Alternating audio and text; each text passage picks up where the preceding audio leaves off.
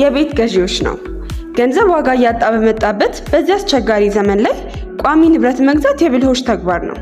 ሻጭ በበዛበት፣ ገዢ በቀነሰበትና የተከራይ ቁጥር በእጥፍ በጨመረበት በዚህ ሰዓት ላይ የቤት ባለቤት የሆነ ሰው ከዚህ በታች በማስቀምጣቸው ወሳኝ ነጥቦች ምን ያክል አትራፊ እንደሆነ ላሳያችሁ። አንደኛ፣ ሪል ስቴቶች አሁን ላይ ቤቶችን በብር እየሸጡ መሆኑ።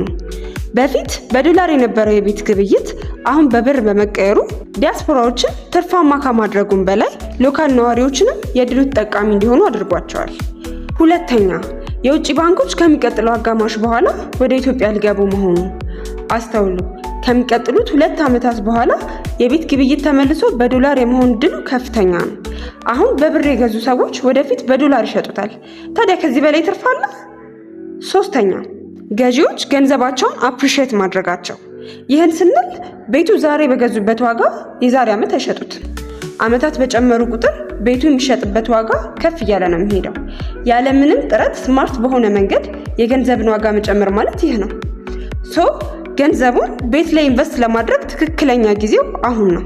እነዚህና የመሳሰሉ ጉዳዮች ላይ ነፃ የማማከር አገልግሎት ስለምንሰጥ በ0943030395 ላይ መደወል ይችላሉ። መልካም ጊዜ።